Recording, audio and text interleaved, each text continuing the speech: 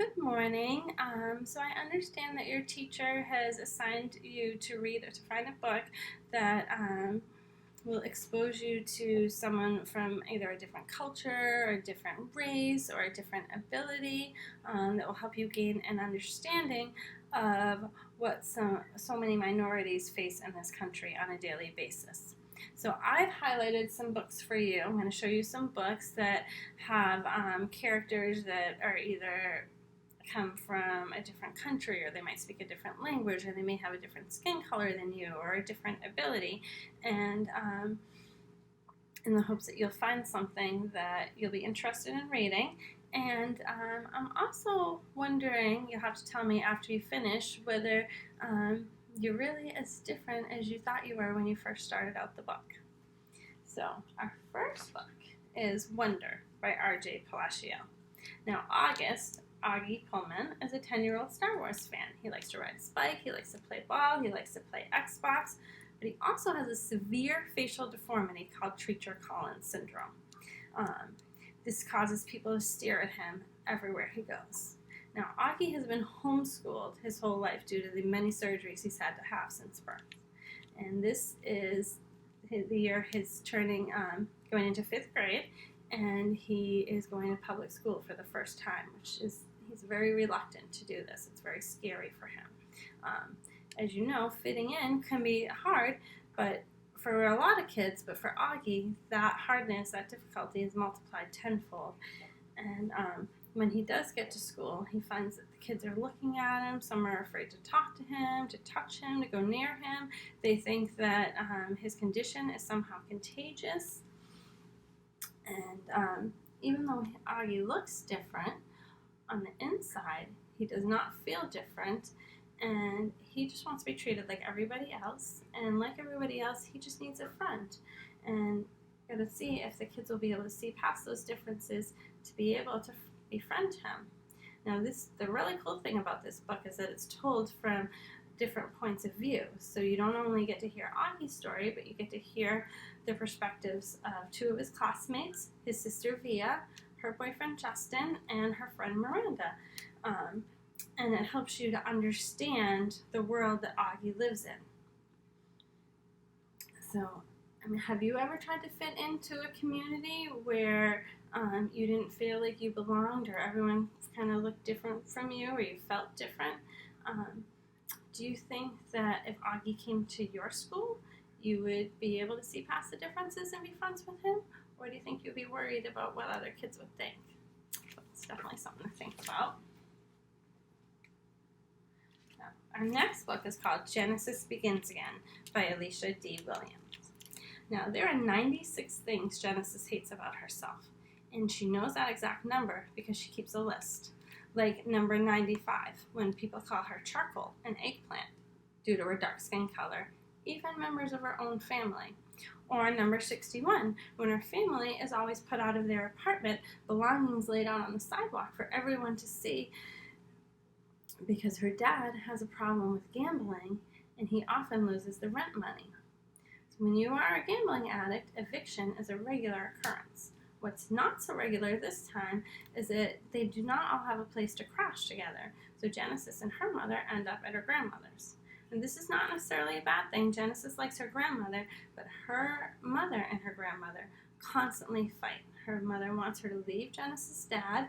She wishes she had gone back to school, and she tells her that if she had married a lighter-skinned man, none of this would be happening.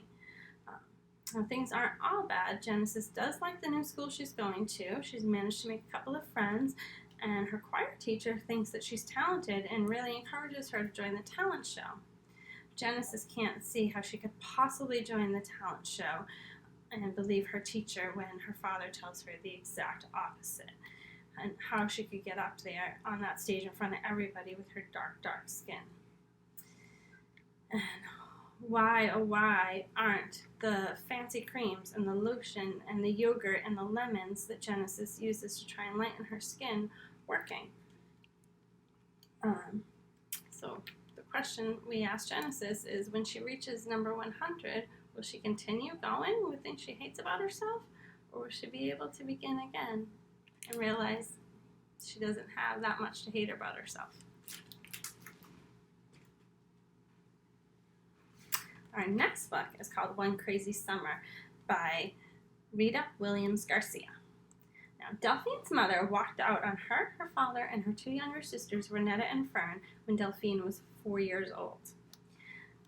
Now it's 1968, the summer that Delphine turns 11, and her father has decided that her and her sisters need to go spend some time with their mother, Cecile, in Oakland, California. Now the girls are thinking that they're going to go to Disneyland, and they're going to meet Tinkerbell, and they're going to have a great summer, but instead their mother puts them in a Black Panther camp, where she is hoping that they will find out about themselves and their family and their country. But I don't know, how would you feel if you were expecting a summer of fun with a mother you barely knew and she put you in a far from average summer camp asking you to learn all summer? How do you think you would do with that? I wonder how Delphine, Renetta, and Fern will do.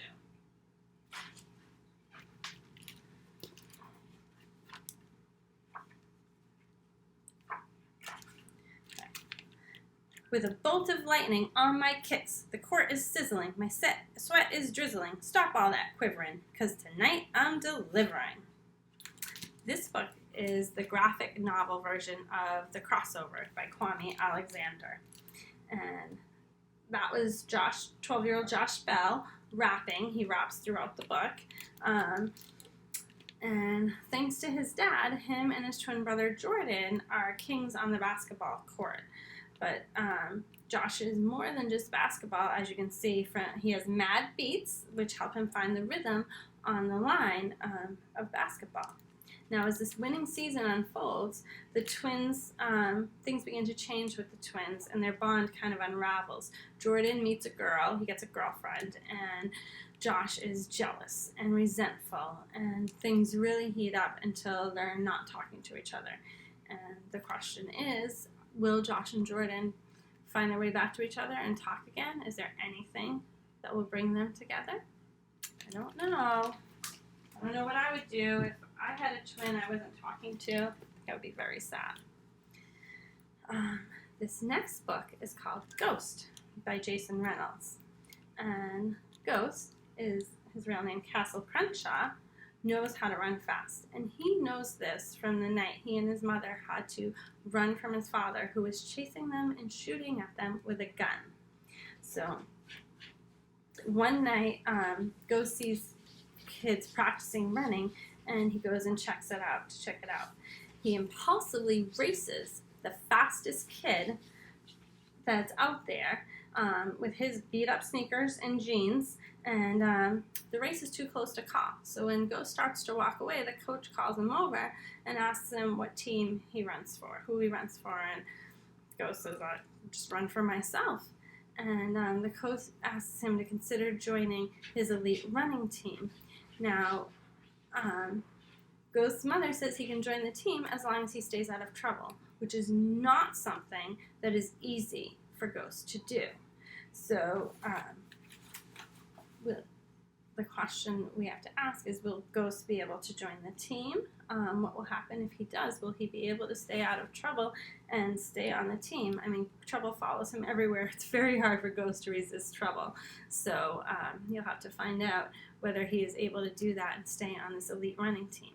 And if you do like this book, there are 3 others. There's 4 books in this series that follow it. So,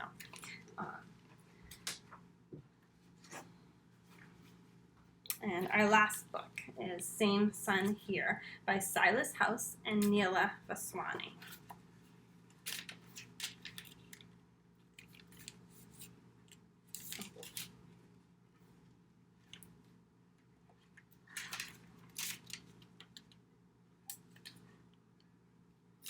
I have never met anybody from New York City before. I've always heard that people from up there are rude and mean,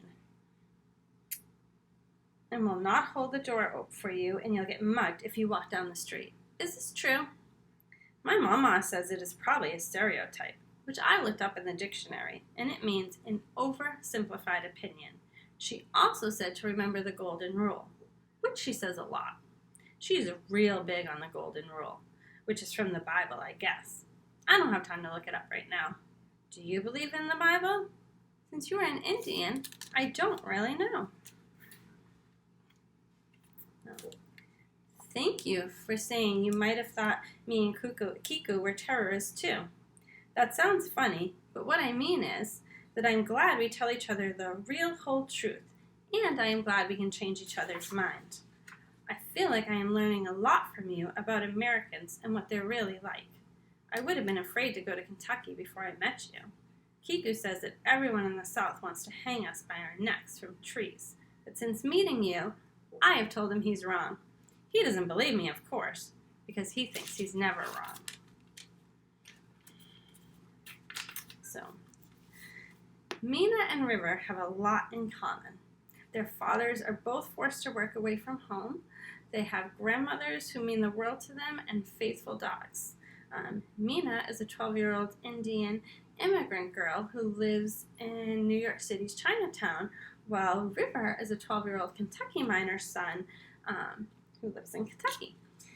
So while Mina's family is studying for citizenship, River's town is facing devastating mountaintop removal.